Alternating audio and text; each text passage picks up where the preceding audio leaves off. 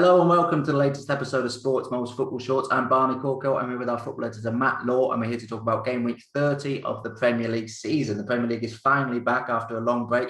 Obviously, had the international break, but even before that, there was the FA Cup weekend. So a lot of teams, it's been about 3 weeks since they were in league action. So they'll be champing at the bit to get back into league action. And we'll get straight into it. Saturday, 12:30 p.m. Chelsea, still unbeaten under Thomas Tuchel, host a West Brom side really struggling towards the bottom of the table. Well, they've got 9 games left, 10 points from safety. Looking pretty bleak for them, especially coming up against the Chelsea side in such good form before the break. How do you see this one go, Matt? Yeah, very, very tough game, isn't it, for West Brom? Like you say, it's been, you're looking back, Chelsea's last Premier League game, as you say, it's a while ago, was the goalless draw at Leeds, wasn't it? Back March 13th, obviously played twice since then, as you mentioned, Champions League, FA Cup, won both. So they're through to the next round of those competitions. But yeah, need to sort of address their league form. I say address their league form. They've been fantastic under Tuchel, but 3 of the last 5 in the Premier League have been draws, which, okay, one of them was against Manchester United, but sitting up in 4th at the moment, and they're not comfortable, are they? In the top 4, they're obviously 6 points off Manchester United now in 2nd, 2 points above West Ham. I mean, we're looking down the table. You fancy West Ham, Tottenham, Liverpool, Everton are still in that, as we mentioned, the top 4 race. I don't think Arsenal will be, even though the gap is not. I mean, 9 points for Arsenal, that's far too much. But everyone below that, Chelsea are battling. And yeah, it's a nice game, isn't it, for West Brom? And for Chelsea, sorry. I mean, this is one of the games you look at this game week, and it's obviously really hard to predict at the moment what's going to happen, but you fancy this will be a relatively routine home win for Chelsea. I think obviously they've had a lot of players in international duty, which can help. I mean, a lot of players would have come back late, wouldn't they? Thursday, Friday, some today, back for the games. Obviously, I think Thomas Tuchel's press conference is this afternoon. I wish it was this morning because there's a lot of injury doubts he needs to clear up. Kante, obviously Jorginho, international injuries, Hudson-Odoi. Thiago Silva and Tammy Abraham have both trained over the international breaks. You fancy they'll be available. Mason Mount maybe rested, played a lot for England, didn't he? And they play Porto, don't they? Champions League next week. So Mendy will play in goal. He's had a dental procedure. But West Brom, on the other hand, I mean, their injury situation is good, apart from obviously Conor Gallagher can't play against his parent club. Sam Allardyce was speaking about him, wasn't he, yesterday, saying that he wants him for another season. But it looks like Gallagher might get a chance at Chelsea. I wouldn't be too surprised, but you don't think he'll play that much next season. So another year, obviously, it looks like it would be in the Championship with West Brom. And whether he'd want to go back to that level after proving himself in the Premier League, I'd be surprised if he dropped back down to the Championship, Gallagher. But yeah, team selection for West Brom, pretty, Robson Cannon will be available. He got sent home from Wales, didn't he, breaking curfew, but he's had a coronavirus negative test and trained. But yeah, I just think it's a very tough game, isn't it, for West Brom? You're looking at, I think you mentioned, you just said that they're probably down, and they are really, aren't they? The gap is not insurmountable in the sense that there are games left. There's a lot of football left, but very, very tough to see West Brom getting enough. I mean, they've taken 4 points from the last 4 games, which is not awful, and they haven't really been conceding many recently, haven't they, West Brom? They've been hard to break down. They haven't conceded twice in the Premier League. It was the Tottenham game, wasn't it? Start of February, which is pretty good, to be fair, but I just can't see them having, I don't think they've ever won at Stamford Bridge in the Premier League, and very, very difficult to see it's happening. They've held some good teams recently, including Manchester United, but yeah, routine for Chelsea here, 2-0. Yeah, I've gone exactly the same. Again, you look at this fixture, you look at Chelsea's form recently and West Brom's form recently, and the immediate temptation is maybe to go a bit bigger than 2-0, but Chelsea haven't been blowing teams away despite picking up good wins. 2-0 has been a pretty common result for them, and for West Brom, they haven't actually lost by more than 1 goal since that Tottenham game you mentioned, which was a couple of months ago. Okay, they've barely been in action for the last month or so, but yeah, a couple of months since they were last beaten heavily. And when you consider the huge problems they had defensively prior to that, it's certainly a big improvement defensively, but it's just too little too late. I think their last 2 games were crucial to stand any chance of staying up. If they were to get maybe 6 points against Newcastle and Crystal Palace, which Sam Allardyce would have been certainly confident they would have been able to get Newcastle and Palace both in pretty poor form themselves. If they were to get 6 points from them, suddenly their survival is right back on. But to only get 1 point from those 2 games, I think that was the final nail in their coffin in terms of survival, personally. So yeah, like you, I can see a pretty routine win for Chelsea here. Not too much it's not going to send a message to anyone. Don't see Chelsea blowing them away. and West Brom won't make it easy for them, as they haven't been making it easy for teams recently, as you say, not conceding many, but not scoring many either. It's just difficult to see West Brom scoring against the Chelsea defence, which has been so good under Thomas Tuchel. What is it, seven clean sheets in a row? And clean, I think they've only conceded twice, maybe, since Thomas Tuchel took over, which is an incredible record, really. So yeah, it's difficult to even see West Brom scoring, and it should be a pretty straightforward Chelsea win, and probably one of the easier selections this weekend. So yeah, we're both going for 2-0 Chelsea in that one. There's a Yorkshire derby at 3 p.m. On Saturday, Leeds versus Sheffield United. Sheffield United, another one of those teams who are pretty much down, not mathematically just yet, but it seems to be only a matter of time for them. Leeds, mentioned them many times this season, pretty inconsistent, but this on paper is the easiest game they'll get all season. How do you see this one going? Yes, looking for back-to-back wins, aren't they? Leeds, a good win against Fulham last time out, wasn't it? After the draw with Chelsea, so on a nice little run after back-to-back defeats, and I think the win over Fulham last time was really impressive. Okay, Fulham are struggling down the wrong end of the table, but they have been more difficult to beat recently, and Rafinha and Bamford both on the score sheet, probably certainly their two most effective players going forward. So that would have pleased the manager. I still think they've got injury doubts for this game. Obviously, Klitsch had coronavirus, didn't he? They've got a few other issues elsewhere, injury situations. Rodrigo might be okay. Liam Cooper, the captain's been out for a couple of games now. But yeah, it's a nice game. You say it's a nice game, but it is, when the pressure is so firmly on you to win, it can work against you. It's actually the first Premier League game between these two sides at Ellen Road since 1993. So obviously it's a fixture that's been played in the Championship more often than the Premier League. Earlier this season, they obviously met Leeds 1-0 at Bramall Lane, and I've actually gone 1-0 Leeds here again. It's Leeds, as we know, are tough to predict what they do. They don't often keep that many clean sheets, but Sheffield United, as we say, they don't often get blown away. Obviously, the Leicester game is an exception to that, losing 5-0 at Leicester in their last Premier League game, and then losing to Chelsea in the FA Cup. Wasn't that surprising, to be honest. And they did beat Villa, though, didn't they, recently in the Premier League? So they are going to get relegated, aren't they? They're planning for next season now. Obviously, manager change, what's going to happen long term with players, a lot of players out of contract, a lot of players that will probably fancy they can play in the Premier League next season. And I think Sheffield United can do some damage elsewhere, looking ahead with the teams they're playing. Arsenal, they play Tottenham as well. Everton, teams like that. So they can have a say in who finishes maybe in the European places. But it's just about next season now for Sheffield United. Can they pick up some good wins for the supporters, not in the stadium, but at home, to enjoy and to look forward to the next season. Leeds, on the other hand, sitting 11th in the table, and they'll still feel like they can finish in the top half, won't they, Leeds? And I think if they finish where they are, Leeds around 11th, 12th, I wouldn't be surprised. But they're only 3 points behind Arsenal, aren't they? So top 10 finishes there for Leeds if they win, but they've got some tough games, Leeds, coming up, haven't they? Manchester City, Liverpool, Manchester United, their next three after this one. So, and as we know, they can open up against the big teams and get put away. But three big fixtures to look forward to. This is obviously a big game for the fans, as you mentioned. But it's a tight game, but I do fancy Leeds here 1-0. Yeah, this is one I struggled to pin down to an actual scoreline, because it is one of those which could be pretty much anything, as most Leeds games can be. But I think Sheffield United, certainly, if Chris Wilder was still in charge, I'd probably not back this. I've gone for 3-1 Leeds, but I'd probably back Sheffield United to get something. Certainly not lose by 2 goals. Maybe even get something out of a game against a team like Leeds if Chris Wilder was still in charge, which again makes it a bit of a strange decision for me to get rid of him. I know there was disputes with the board. Chris Wilder allegedly asked to resign a few times before he actually got his wish.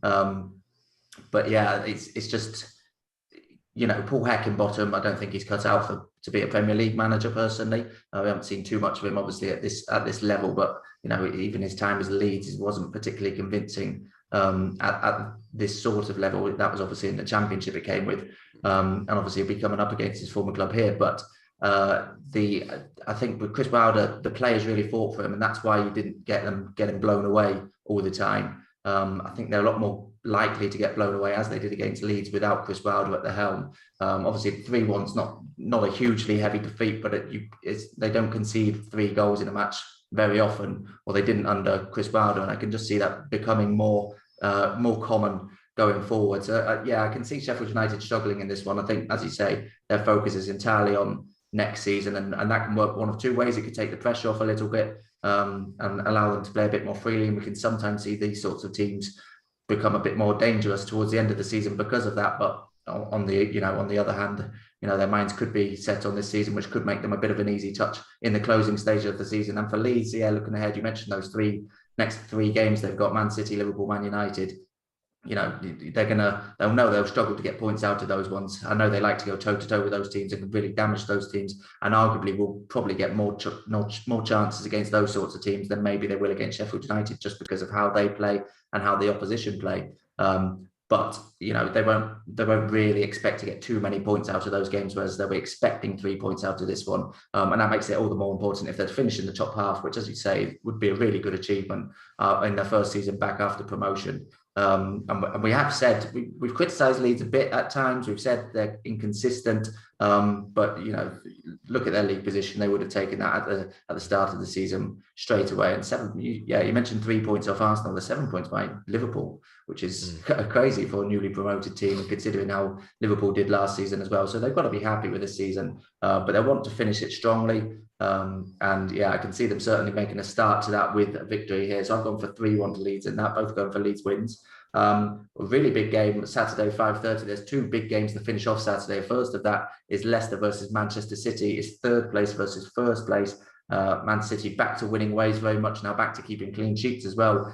Before the break, 3 consecutive wins in 3 different competitions to progress in the Champions League and FA Cup and edge ever closer to that inevitable title. Leeds also progressed in the FA Cup, 3-1 win over Manchester United, a disappointing Man United in that time. And that backed up the 5-0 win over Sheffield United in their last league game. So they're in really good form, 8 goals scored in their last 2 games. It's a really interesting game, this one. And the reverse fixture, obviously, Leicester blew Man City away a bit at the Etihad Stadium. So they'll be really confident going into this one that they can pull off a similar sort of upset. And I think it's a game they'll actively be looking forward to, especially Man City. I mean, their record over the last few months has been ridiculous, and only that Manchester United defeat is their only blemish on it. But I think that Manchester United defeat may just make Leicester think, all right, these guys are beatable, and we've sort of got the tools that could be capable of beating them. James Maddison looks like he's going to be back. Ricardo Pereira looks like he's going to be back. So those are 2 big boosts.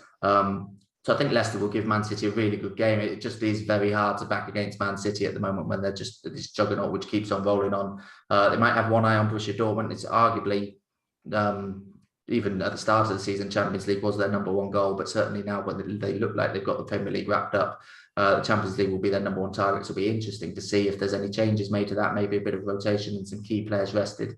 But still, I'd expect Man City to win this one. Leicester's probably one of the toughest games they'll get in the league this season, as they saw in the reverse fixture, of course. But yeah, I'm backing Man City to win this one. Again, I'm going for goals. I'm going for 3-1 to Man City.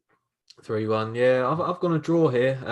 In the end, I just think it's obviously it's always difficult to know what to predict, isn't it? After international breaks, both teams have had a lot of players away.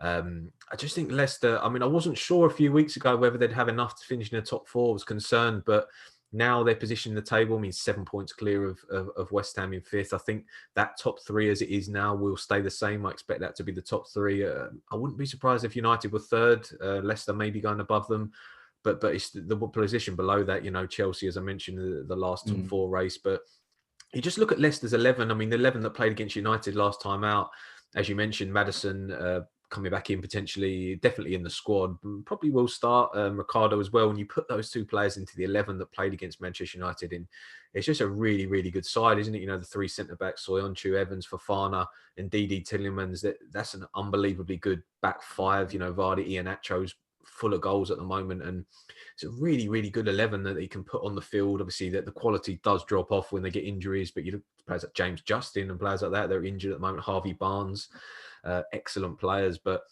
yeah, City, I mean, obviously Aguero is going to be leaving the end of the season. It'll be very interesting to see what role he plays between now and the end of the season. I mean, I don't know what time the meeting with Haaland's father and his agent is with City today. I know they're doing the rounds, aren't they, in the Premier League today? So maybe they're having their meeting now, talking about future, bringing him to the club. But yeah, as you mentioned, City rotation is going to be, I mean, City's rotation is different, isn't it, to other rotation? Because if even the top teams take players out, the quality drops off. But City's rotation, you can chop and change 4 or 5, and the quality doesn't really drop down, to be honest, does it? The attackers they've got, Mahrez, Sterling, players like that don't play. Fernando Torres has been really good this season. Bernardo Silva, you can go on and on. They can change their midfield and change their centre backs, their full backs, so they can just do whatever they want, and they still are 11 that can beat most sides in the league. But yeah, as you mentioned, it's been a little while now, similar with Chelsea, since City last played in the Premier League, the FA Cup, Champions League, and I mean the quadruple. I don't expect them to win the quadruple this season. I think they might just fall short in the Champions League, to be honest. I think obviously the Premier League, I think they'll probably do the Premier League, FA Cup and League Cup. Certainly the Premier League and League Cup I expect them to win, but Champions League, I still think there's question marks over there in the real latter stages, semi-finals, that sort of stage, but very interesting to see. And yeah, I almost went City. I was very, very close to going away win here, but Leicester performance against Manchester United last time, that was excellent. It's a really good form, players back, and yeah, I think it'll be a draw this one, 1-1. Yeah, I think Leicester are definitely capable of getting something out of it. And you mentioned their injuries; they have had a lot of injuries this season, still up in third. So that's it's been such an impressive season for them. Okay, moving on, 8 p.m. on Saturday. There's Arsenal versus Liverpool.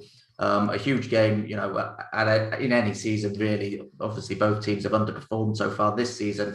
But for Liverpool, personally, I think this is a massive game in terms of their top 4 chances. I think if they win, I'd probably lean towards them being back in form and making the top 4. But if they don't win, potentially those chances are over. So it's a huge game for them. Arsenal, their last outing was a while ago, but a memorable one, coming back from 3-0 down to nick that draw against West Ham. So a big result that is, to get a point from 3-0 down, still only up in 9th. It's hard to see how their season can now be a successful one in terms of the Premier League. Obviously, they could still go on and win the Europa League, but they'd have to win the vast majority of their games between now and the end of the season for this to end up being a positive and encouraging season for them.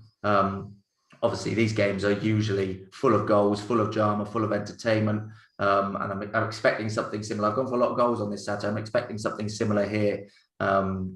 Liverpool, those back-to-back wins over Leipzig and Wolves before the international break were hugely important. They've been a while since having a game now. The win away to Wolves, massive, I think, in terms of keeping up a bit of momentum from that win against Leipzig, because there had been false dawns before in this poor run of form they've been in 2021. And the hope now, obviously, is that they're back to winning ways. The hope is that the international break has just calmed down some of that really poor form. That was before they've had a bit more time on the training ground with the break they had before the international break, before their players went away with not being in FA Cup action and being in Champions League action in the week beforehand.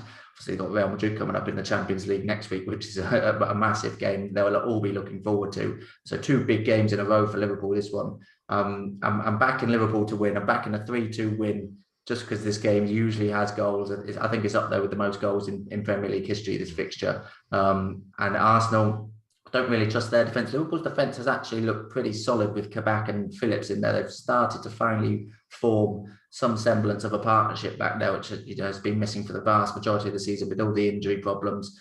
Some players coming in and making mistakes at the back.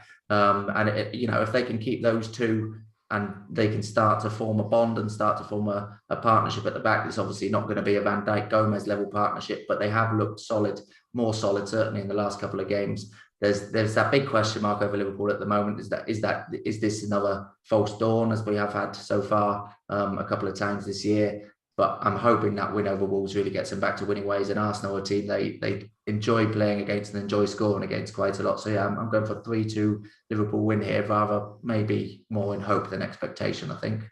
Yeah, you got a few goals, haven't you, this week? Yeah, the win over Wolves was really big, wasn't it, for Liverpool? It was always going to be a tricky game, but it was such an important win, only by the 1 goal, but really, really big win. And you mentioned, it really could be that. If Liverpool go and win this game, they'll really put themselves, won't they, in contention if they lose, they're not out of contention for the top 4, but you just feel like a win here would be really big with other teams around having some tough games and potentially dropping points. As you mentioned, it's a fixture that has produced a lot of goals. There was a 5-5 as well, wasn't there, in the League Cup? I think October 2019, obviously not in the Premier League, but 3-1 last season. Liverpool, Arsenal won this game last season at the Emirates 2-1. So back in July, that was obviously after the coronavirus break. But yes, it's a really interesting game, isn't it? You talk about Arsenal.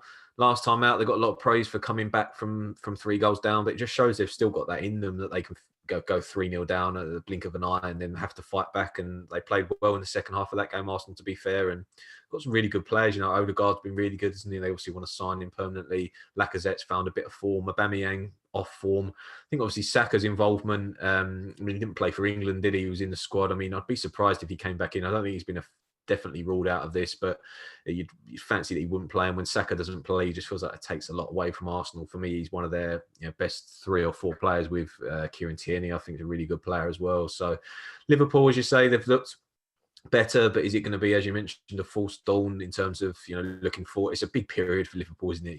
As you mentioned, Real Madrid twice. Obviously, Real Madrid will be without Sergio Ramos, but they've still got some really good players, Real Madrid. And I think they're a little bit maybe underestimated. I mean, they're third in La Liga at the moment. They have got some really good players, and they can still cause Liverpool plenty of problems. Home game at home to Villa as well, haven't they? In there, Liverpool in the middle of the Real Madrid games, which is obviously another really important game in the Premier League. And yeah, really, really big game, this one. Obviously, it's one that's really looking forward to. Hopefully, it's a good game. But I've actually gone slightly different to you. I've gone 1-1 here. I just think Arsenal really desperate to not get beat here, because they'll still think that they can come in. If they beat Liverpool, a point behind them, so it's not a great deal, is it? They'll still fancy maybe. I don't think they genuinely believe they could finish top 4, but I do think they'll think that they need to finish top 7. And potentially sneak a spot in the, as you mentioned, they're still in the Europa League and they've got a fairly favourable draw in the next round over some teams they could have played. But so it'd be interesting to see whether Mikel Arteta starts to prioritise that competition, but I don't think he can, because he needs to start picking up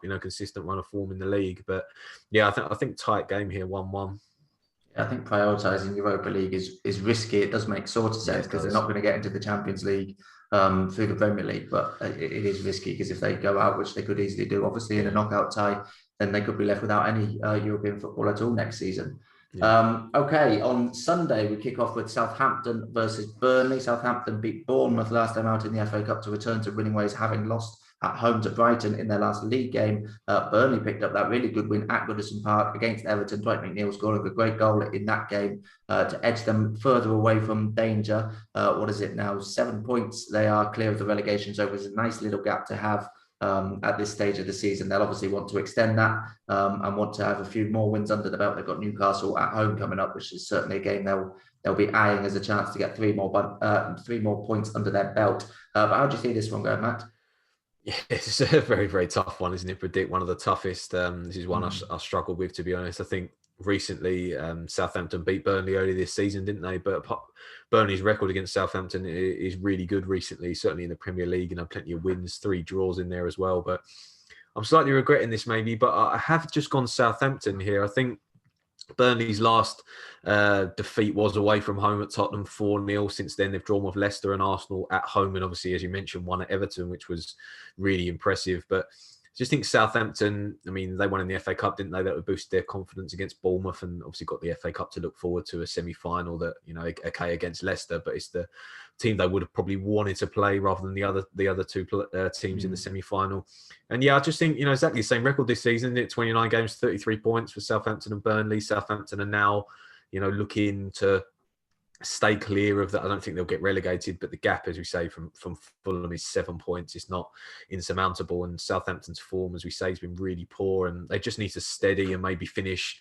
They could maybe finish up in 12th, something like that. Southampton, considering their form recently, I think would be okay. It'd be disappointed in the overall picture, but they'll be hoping that Ward-Prowse is available. He was obviously with the England squad, but then didn't play, did he, against Poland? Obviously, Danny Ings, it looks like he'll be okay as well. He was absent before the international break, but it's still a really good side, Southampton. They're not become bad players. Their confidence has been there. I just think the international break would have helped them. Some players have been away. Maybe, Bednarek was away as well, wasn't he, with Poland? And just to get maybe a little bit more, just to get a different feeling and then come back refreshed. I say refreshed, they've played a lot of football, the ones that were away. But yeah, Burnley, on the other hand, not had loads and loads of players away, but have got some injury problems still. So yeah, this is one, I mean, I almost want to draw, but as we know, I do go draws a lot, and had already picked a few draws. And Burnley, I'm not that comfortable picking Burnley away from home. I know they won at Everton last time out, so maybe a bit strange to be saying that, but I don't fancy Burnley that much when they go on the road, if I'm perfectly honest. And yeah, I just think Southampton 2-1 here. Yeah, I went through exactly the same thought process as you, I think, and I did settle on Southampton. I might just change it last second now because I've got to make up some ground on you anyway. And yeah, Southampton, I mean, one win in the last 12 Premier League games is just an awful record, and that was against Sheffield United. And obviously in the intro to that game, I mentioned Burnley 7 points of clear of the relegation zone. It sort of creeps up on you that Southampton are as well, as you say. It's exactly the same record in terms of points won this season. It sort of just goes to prove early in the season when people start speculating about where teams might finish it, everything could still change towards the latter stage of the season, because earlier in the season Southampton were having a great season, pushing for Europe, and Burnley have always been in and around the relegation zone, and now suddenly they're level on points. So yeah, long season, and still a lot could change in that. I think I'm just going to change last second to go 1-1 in this game.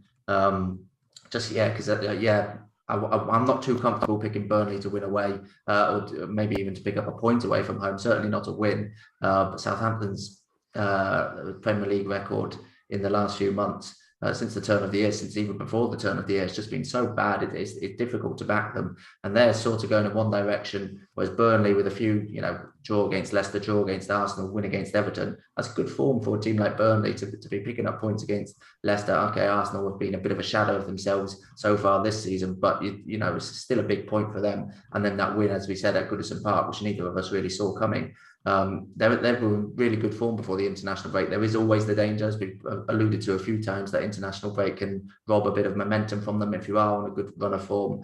But yeah, I think they'll arrive in Southampton pretty confident that they can get something out of the game. But yeah, I'm going to go for 1-1 in that one. Max is going for now a Southampton win, 1-1 for me. Also on Sunday, there's Newcastle versus Tottenham Hotspur. Intriguing match this one between two teams who there's been a lot of criticism of their styles of play. There's growing pressure on both managers. Obviously, still at different ends of the table. Tottenham in 6th after returning to winning ways against Aston Villa before the international break. Newcastle, that 3-0 defeat away at Brighton, that was a real hammer blow to them. We both said how important that game was, and not only to lose it, but to lose it in such a fashion. It was difficult to take to Steve Bruce, and obviously didn't do anything for his popularity amongst the fans. They're only 2 points clear of the relegation zone now, so every match is huge for them. But obviously the visit of Tottenham with all their superstars is a difficult one. How do you see this one going, Matt? Yeah, another one that can potentially be a tough one to call, but it's difficult to edge away from Tottenham in this game. I think their situation in the table, as you say, Newcastle's is completely different. Both need the points, but for very different reasons. Tottenham will still, as you say, feel like they're very much in the argument. It didn't look like one stage they'd be in the top 4 argument. They're in it now. Newcastle, obviously, as you say, battered into stay above the relegation zone. Obviously, Fulham losing last time out to Leeds was a really good result for them, but losing 3-0 at Brighton, I just really struggle. I know the injury situation for Newcastle is definitely improving. I think St. Maximin might be okay for this game. It certainly might be in the squad. It looks like Callum Wilson's getting very close. I think he's back on the training field. Might just miss out against Tottenham, but that's certainly positive for Newcastle, because if you put Callum Wilson and St. Maximin in that team, for the Burnley game after, which is on the 11th, you fancy both, will definitely be okay for that one. And then they play West Ham. But it's the games after that, they're just... It's all very well talking where you're going to get points here and there, but it's difficult to think like that because they've got some really tough games coming up, Newcastle, and you can't afford, they're going to lose this game. They lose at Burnley. You fancy Fulham will pick up some points here and there. They're obviously improved recently. And yeah, Tottenham situation, I think Son has been back in training, and he's certainly been pictured back in training. So you fancy he might be okay for this game, certainly in the squad, which obviously makes Tottenham a much better side. Obviously, the speculation surrounding Harry Kane's future is not great at the moment. Looks like he probably wants to leave. Tottenham don't want to sell him, obviously not. But obviously, been away with England this week, and a lot of players been away with their international side. So it's about Mourinho getting his players back, Thursday, Friday, and looking forward to this game. Saturday, obviously, preparation and just trying to win, because you say Tottenham play Manchester United next weekend. So if they were to pick up a poor result here and then lose to Manchester United, they go to Everton after that. They play obviously League Cup final as well. It's a big period for Tottenham, and it still could be a successful season if they were to finish, even if they were to lose the League Cup final. If they were to finish top 4, you would still say that's a successful season. But if they lose a League Cup final and finish, even if they finish 6th, Europa League is just not enough for what Tottenham want to do. And it surely can't be enough to keep their best players, certainly, Kane and Son being 2 of them. And very interesting to see what will happen. But I just think Tottenham will have enough here. Their record against Newcastle actually lost at home, didn't they, to Newcastle 2019? But apart from that, it's pretty good, to be fair. Their recent form, won 5 of the last 7, I think, in the Premier League against them. 1-1 early this season at the Tottenham Hotspur Stadium. But I think it'll be a tight game. But just Tottenham here 1-0. Yeah, I've gone Tottenham 2-0 in this one. It'll be interesting to see. I think this is the sort of game Tottenham fans are just urging Mourinho to let loose a little bit. And certainly if they go 1-0 up, don't just, shut up shop and protect that 1-0 lead, which could happen. And I was close to going 1-0 for that reason as well. That's happened a few occasions this season. And on a few occasions, it's come back to bite them because that team's then gone on to equalise. I think that win over Aston Villa before the break was huge after those defeats to Arsenal and Dynamo Zagreb to get knocked out of the Europa League. Getting back to winning ways was really important for them before the break, because otherwise, you go into the break, it's been 2-3 weeks since your last game, and your last game was a hugely disappointing defeat. Players like Harry Kane are probably stewing on it. They're going on international duty with England. They're teaming up with the likes of Raheem Sterling, who's in great form or certainly Man City are in great form, and Phil Foden, John Stones, the likes of them, talking about how good things are at Man City and things like that. It can just get in your head as a player if you're not succeeding to the level you are, and you're a world-class player yourself and could be succeeding to that level. So just picking up that win before the international break could be really important for them. So I'm going for a 2-0 win in this one. You mentioned Newcastle's fixtures coming up. It's such a difficult end to the season for them. I think 6 of their next 7 games are coming against teams in the top half of the table. So they've got Tottenham, West Ham, Liverpool, Arsenal, Leicester, and then Man City. And then, by that stage, they could well be a bit adrift of safety. They've got arguably the easiest end to the season possible with Sheffield United and then Fulham. But that last game against Fulham could be huge, absolute winners take all. Certainly if it's as close as it is now, but Newcastle will probably need to pick up some points and pull off a few upsets along the way if they are to keep it close and not be, even down before that last game against Fulham, because they've got such a difficult end to the season. And any points they can pick up against those top half teams I mentioned will be bonus points. Home ones they'll be looking at as potentials to, more so than away games to pick up points. And obviously this falls under that umbrella. So it's a really important game for them looking ahead. If they can pick up 1 point, maybe even 3 points here, then it eases things. It eases the pressure on Steve Bruce. It eases the pressure on the players, because they'll be looking ahead of that and thinking, all right, where's our next points coming from? Certainly if they don't go and beat Burnley, if they lose against Burnley, then they're thinking, all right, we might not get another point until early May here. So yeah, a big game for them, and they'll be desperate to get something out of it. But yeah, like you, I don't really see it. I think Tottenham have just got purely more quality than them. Newcastle, that defeat last time out, just so deflating for them and the fans. It's difficult to see how they're going to bounce back from that immediately with such a difficult game. So yeah, I'm going for 2-0 to Tottenham in that one. Matt is going for 1-0. Also on Sunday at 4:30, we've got Aston Villa versus Fulham. We just mentioned Fulham there, 2 points adrift of safety. So if Newcastle lose immediately before them, they could go out of the relegation zone. Even if Newcastle only manage a draw, then a win for Fulham would be enough to lift them out of the relegation zone. You mentioned the Leeds game earlier that they lost. I think we both backed Fulham to win in that one, or certainly Fulham to get something out of the game. We fancied them because they were in decent form. Obviously, the defeat to Man City before that, but before that, they had beaten Liverpool, and they're picking up points with a lot more regularity than they were earlier in the season. And looking at that running for Newcastle, I think Fulham will still be pretty confident of getting more points than Newcastle between now and the end of the season.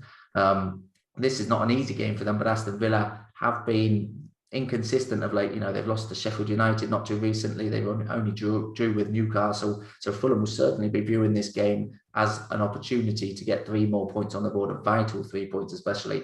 And obviously, as I mentioned just then, could lift them out of the relegation zone. It's a difficult one. Fulham away from home have actually been really good, unbeaten in 9 away games since December 5th, early December. So really good away from home. Aston Villa just, they're becoming one of those teams. It's difficult to know what to expect from them. We mentioned a few times earlier in the season that they could be pushing, certainly because of their position at the time, they should be pushing for, maybe even European places, because they were, they had 2 games in hand a while back and were, within 3 points. So if they won those, they'd done that. They would have gone into the European position. But those games in hand are now starting to go away. I think they've only got 1 now over the majority of the league.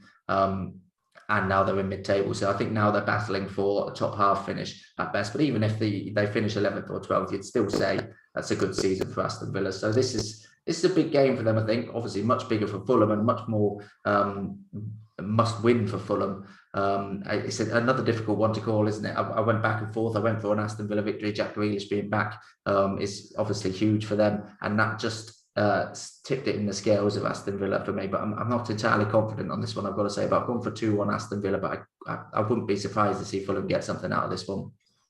Yeah, I've gone 0-0 here.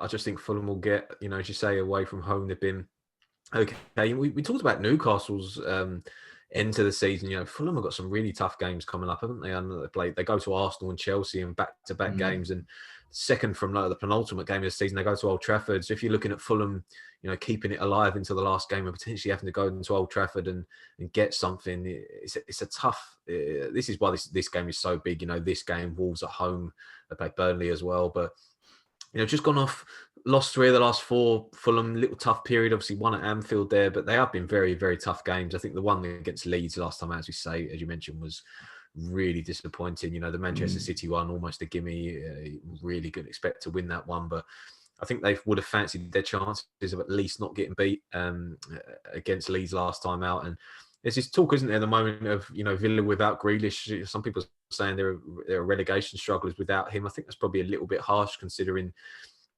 how well they've played this season and the players they have got. But as you mentioned, Grealish obviously returning will really boost their confidence. And yeah, if Villa were to finish where they are, it'd still have to go down as a really good season. There was a slight of hint of a hope, wasn't there? They could maybe push for a top 7 place, but just to stay clear of the relegation zone, top 10 finish. I even think 11th, 12th would be fine for Villa this season. It was always about making progress from last season and not being involved in a relegation battle, and they've been nowhere near that this season.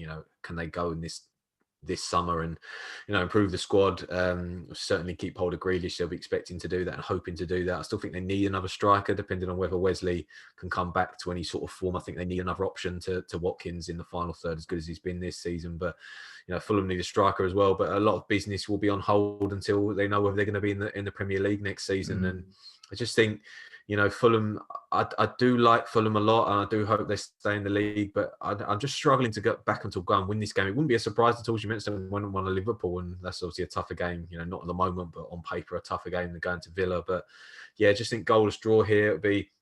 I don't think either manager would be too happy or too disappointed with a point. It would help Fulham ticking along, and it would just keep Villa, in and around where they are. It'd move them level on points of Arsenal, depending on, obviously, if Arsenal were to beat Liverpool, that would be the case. But if Arsenal were to lose and then Villa go get a point, they go level on points of Arsenal. So they'd be okay with that, I think. And tight game, 0-0. Goalless for Matt in that one. Okay, rounding off the action on Sunday, there's Manchester United versus Brighton. This was a hugely dramatic game in the reverse fixture, wasn't it, if I remember correctly? A lot of drama. Manchester United ultimately just edging that game, but they come into this one off the back of a really disappointing performance and result last time out before the international break in the FA Cup, being knocked out at the hands of Leicester. Brighton, on the other hand, back-to-back wins before the international break. 3-0 over Newcastle, as we mentioned. Absolutely huge. Those back-to-back wins have taken them 6 points clear of danger, which is a decent cushion to have. Without that, they'd be level on points and only outside of the relegation zone on goal difference. So timely wins for them. As we mentioned, international break can sometimes rob a bit of momentum. Do you see that happening? Do you see them getting anything from Old Trafford? It's a really tough one for me. On paper, you're looking at, I think United's performance, as you mentioned, against Leicester last time out was just so disappointing, wasn't it, in a game, especially where they knew, the draw would have been favourable in the next round of the FA Cup. We found out that at half-time, didn't they? They were fortunate maybe to level before the break, good goal from Greenwood, but then the second half performance, it was just, Leicester were very strong. I don't think the midfield was right. The balance in the middle of there, they obviously missed Cavani again. Rashford wasn't available. And it'd be very, very interesting to see what 11 gets put on the field, I think, for this game for Manchester United. Obviously, Martial picking up a knee injury. Rashford didn't play for England. Looks like Cavani, he's okay. He's been at the training ground and he's been putting in the work. Hopefully he will be available for this game. Obviously Greenwood as well had to withdraw, didn't he, from the 21s, and it'd be interesting to see Solskjaer clearing up what the injury situation actually is ahead of this game, because there's still a little while now, isn't it? Tomorrow night, there's still the rest of today and and tomorrow to maybe assess the players, just to make sure everyone that's come back from international duty is okay to play. The goalkeeping situation obviously is going to be very fascinating. I think we'll know who United's number one goalkeeper is after tomorrow, after the team sheets in, because Henderson's played a lot. Obviously, De Gea was away; he's come back, but they're both available for this game, and it'll be very interesting to see. You know, obviously neither played for their country, did they? Neither's number one for their country at the moment, and who gets in the team for this one will be interesting.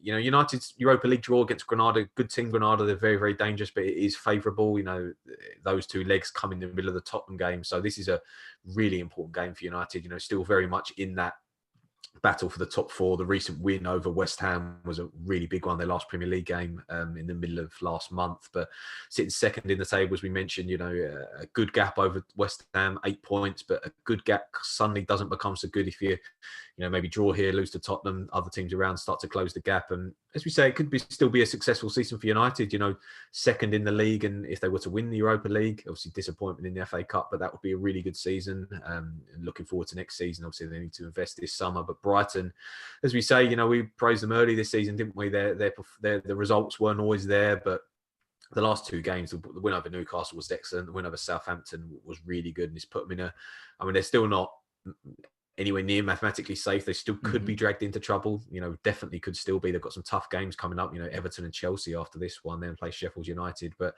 I just think it's a very, very tough game for Manchester United. You know, without repeating myself, coming in off the international break, you know, you don't know the fitness of the players. I'm not entirely sure who's definitely going to be available for this game. Wait until Solskjaer clears that up. But yeah, tough game. But I think United will just about have enough at home. Brighton has taken the pressure off a little bit with those back-to-back wins. But yeah, really, really tight game. Expecting United have to suffer. But I think 2-1 to the hosts. Yeah, I've gone exactly the same. I think, yeah, if this game had come maybe in the immediate aftermath of those back-to-back wins for Brighton without the international break, maybe, you know, be lean towards maybe giving them a chance of getting a draw. But to be honest, I think United have got enough about them to see off Brighton. Obviously, we know from the reverse fixture it's not going to be an easy game for them at all. Brighton can put up a real good fight. And finally, in those last two games, as you say, seem to be getting the rewards for some good football. And I think those two games have just made it so, you know, they probably only now need 2 more wins from their last 9 games of the season to secure safety, which it just takes a lot of the pressure off. It's huge for them to pick up those back-to-back wins. And I do think they deserve it. I think it wouldn't have been fair on the way they play, the chances they create and everything like that if they had gone down. Obviously, ultimately, if you don't get enough points on the board, you probably do deserve to go down. And if you're not missing as many chances as they had been missing in their previous games, then you've only got yourself to blame, really. But I think Brighton are playing football, you know, in an attractive way and have deserved more points than they've got for the majority of the season. So those back-to-back wins have finally started to give them the reward they need. And yeah, as I say, if that momentum was still going, they would be flying going into Old Trafford, and they know from the past fixture that they can give United a real good game. But yeah, I'm just backing United to pick up a 2-1 win. I think you mentioned it could still be a successful season for United. I don't think I agree with Solskjaer's statement that progress isn't necessarily shown in trophies, because I think, you know, what are you progressing towards? You're always trying to progress towards winning trophies. But I think second in the league would be a successful season on its own for United, to be honest, because no one was backing them for that at the start of the season. It was Liverpool, Man City, top 2, maybe change order, but no one was backing United really to finish in second. So I think it has been a successful season. There certainly has been progress. That's undeniable. You just look at the points tally for progress, but progress is all lean towards winning trophies, really. And if you can get some trophies under the belt, obviously Europa League is probably the only one you can go for now as United. So it'd be interesting to see to what extent they start prioritising that. If the gap to 5th place starts to grow a little bit more and looks like they've got Champions League in the bag for next season, it'd be interesting to see if they do start prioritising Europa League to get a trophy under their belt. But yeah, like you, I'm backing United to win this one. I don't think it'll be an easy game, but we'll both go for 2-1 wins to United in that one. There is a double-header on Monday, starting with Everton versus Crystal Palace. Everton, 3 defeats in a row across all competitions heading into this one. knocked out the FA Cup by Manchester City. They were beaten by Chelsea in the Premier League, which no real shame in that, the form Chelsea are in at the moment. But the big one in between those two games, losing at home to Burnley. Really disappointing result for them, and a big blow to their top four hopes. They're still within that cluster of teams you mentioned earlier, which will still have hopes of finishing in the top four and certainly challenging for European places. They're level on points with Liverpool, with a game in hand over Liverpool. So, Liverpool still being in the top four, race Everton by definition are as well. But they do need a return to form sooner rather than later. Crystal Palace, they'll see as a nice game to settle back into things, but particularly at home, although Palace did pick up that win against West Bromwich Albion last time out. They're 12th in the table. A decent season for them, but they've got all these players, running out of contract. Roy Hodgson's future is permanently in the headlines now as well. So they've got a lot of things off the field to be thinking about as well, Crystal Palace. So interesting to see how they finish the season. How do you see this one going? Yeah, it's another tough one, isn't it, for both sides? As you mentioned, the situation at Palace is going to be really interesting to see, isn't it? How they go into next season, the players that got out of contract, so many players that could leave on frees. Obviously, they'll need to. They've got some talented players. Obviously, got a good academy there, bringing players through. But yeah, just for next season, the win over West Brom for Palace last time out was really impressive. And it's not like they're as you say, in a battle to stay. Again, 11 points are clear of the relegation zone. Would be very, very surprised if they were pulled into any sort of trouble. And as you mentioned, where they are now, wouldn't be surprised if you said, end of the season, Palace will be 12th, 13th, even 14th, really. It's not great, and it's not what obviously the fans will want to hear, but to stay in the league and reset for next season, can they keep their better players? Can they keep Zaha moving forward? And yeah, tough game to go to Everton. As you mentioned, Everton, I do think they've got that in them, Everton, haven't they? They've made progress. Obviously got a world-class manager, some fantastic players, but they have got these mini runs in them where, the Chelsea and City games, tough games to go and win, but the Burnley one to lose at home to Burnley in this, you don't know whether that happened in a normal season. There have been some shocks this season, but they've just got little periods in them, haven't they? And they've lost 10 times in the league this season, Everton, which is awful lot. I don't know the exact stats behind it, but you fancy, say they lost another, they've got 10 games left. If they lost another 3, I don't know if any teams finish in the top 4 and lost 13, 14 games. I'd be surprised if that was the case. Obviously, they've won a lot, haven't drawn that many this season, won 14, which is good. Same as Chelsea, same as West Ham, same as Tottenham. So they're matching sides for wins, but losing too many to really change for that top 4. I think they are in and around where they'll probably finish. I think 8th maybe. Obviously, of course, they can finish still 6th, 7th, 8th, but similar to, I think the two teams, similar story really. Everton and Palace, where they are right now is probably where they deserve to be and probably where they will end up at the end of the season. But Everton, as you say, 3 players away on international duty, difficult to know what to expect, but they'll fancy back-to-back games, Palace and Brighton. Brighton, as we say, we've just mentioned, have improved, but, they'll be looking at those games and thinking, we really need to win. Then they play Tottenham and Arsenal in back-to-back games. So big period for Everton. Obviously, the FA Cup disappointment, only got Premier League now to focus on between now and the end of the season. Can they get their players fit and firing? And can Palace, upset the odds? Because Palace, as we know, they can be tough to beat. They were tough against Manchester United recently, obviously then got well beat at Tottenham and then a good win over West Brom. So yeah, I do think I don't think it'll be that comfortable for Everton, but I do think it'll be fairly routine. I've gone 2-0 Everton. Yeah, I've gone 1-0. I think you're exactly right with those Everton, those mini runs they go through sometimes, and they're going through one now. And I think maybe the break has come at a good time for them, whereas it's come at a bad time for some teams. I think it's come at a really good time for Everton to stop the rot a little bit, and they'll be hoping to get immediately back to winning ways after the international break. And as I say, this is a pretty kind fixture for them to do that. But those mini runs do undermine their European hopes, certainly the top 4 hopes. You won't expect anyone to finish in the top 4 if they do go on those runs. They went 1-1 earlier in the season, didn't they? After starting the season really well, they then went on a run which saw them sink down the table. And it's not too surprising. I think certainly this season has been another step forward in their progress. And they're not going to leap straight back into the top 4 even this season when it's so different to most other seasons. So I think they'll still be looking, depending on obviously on how the final 10 games of the season go. But if the final 10 games of the season go in a similar vein to how their season's gone so far, I think they'll look back at this season and be pretty content with it. But yeah, I agree with you in terms of I don't really see them pushing for the top 4, and Europa League spot, maybe top 7 might just be beyond them as well. But I don't think they're far away from that as well, which is really encouraging, as you say, with their manager is one of the best managers in the world. So that's a great base to build on. Crystal Palace, I'm just going to find it very difficult to back them many times between now and the end of the season. As you say, they don't look like they're going to go down fighting, because they've picked up that draw against Man United recently. They got that win against West Brom last time out.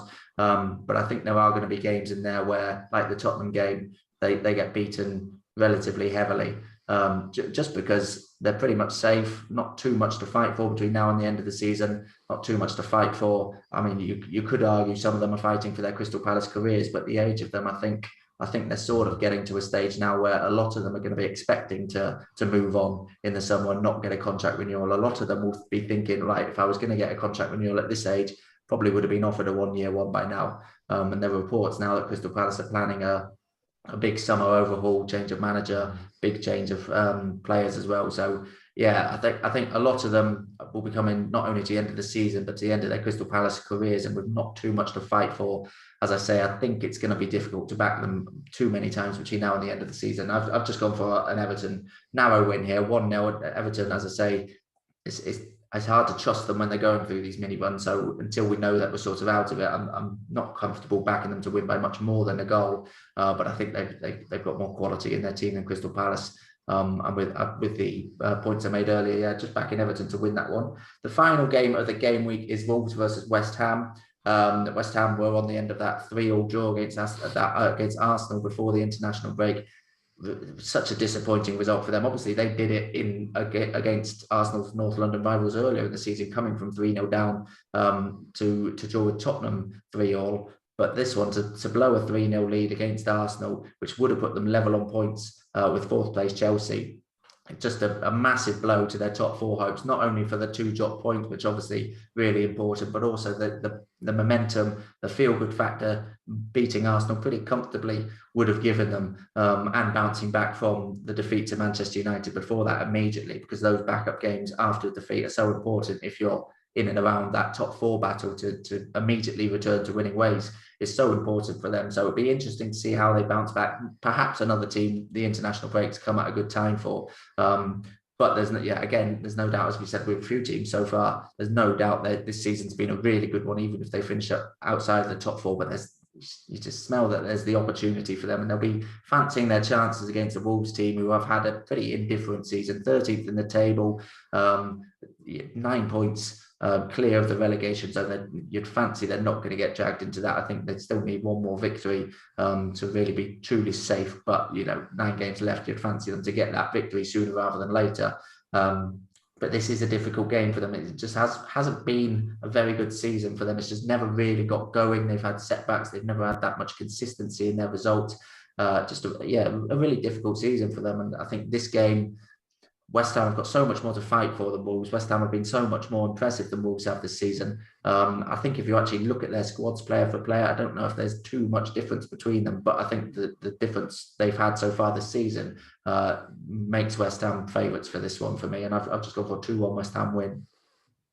2-1, yeah. It'd be very interesting to see, won't it, what David Moyes does in terms of his shape of his West Ham team for this game. Will it be a relatively defensive shape, or will he really go after Wolves? The last away game at Old Trafford, really defensive, wasn't it, from West Ham? And then you thought that they were going to get back to winning ways last time out against Arsenal, but to draw that game, would have felt like a defeat. Of course, if you go 3-0 up and then concede 3 times, on the face of it, a point at home to Arsenal is not a disaster result, but it's not great in terms of, I still don't think they genuinely believe they can finish in the top 4. I'd be surprised if they do, but I do think they can sneak a Europa League spot, and they've got a really good chance of doing that this season. But a poor result here, and then they go play Leicester at home, which is obviously very, very tough.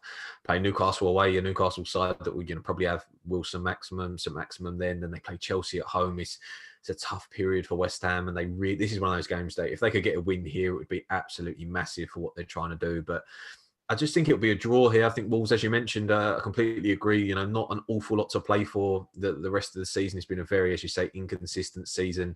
9 wins, 8 draws, 12 defeats is an indication of that. 35 points. They're not a Europa League challenging side this season. They're not going to go down, but they're probably going to finish in around where they are. But West Ham's so much more to play for. players in really good form, weren't they? Declan Rice had a particularly good international break with England. Lingard back in the mix. A lot of players that weren't away with their country, so they've had time to a little bit of time off and a little bit of training. Wolves, a few players away as well. So, it's going to be a tough game. I think, Wolves last time out against Liverpool, they played quite well for stages of that game, but then couldn't really find a way back into the game. And goals have been a problem, haven't they, for most of the season? Obviously, losing Jimenez was always going to be a huge blow, not just his goals, but his presence, the way he plays. And yeah, if West Ham could go and win this game, as I say, it would be really, really big. But I can smell a draw here. I just think, what they say, Wolves can be tough. International break, and yeah, tight game here, 1-1. 1-1 for Matt in that one. Okay, thank you, Matt. We have previews for all of those games over on sportsmod.co.uk, as always, as well as many more games in the Championship and across Europe. So be sure to check that out. Myself and Matt will be back next week for the next round of Premier League predictions. So tune in for that, and you can subscribe to this podcast on all the usual channels, as well as on YouTube, to make sure you don't miss an episode. So we look forward to seeing you again next week.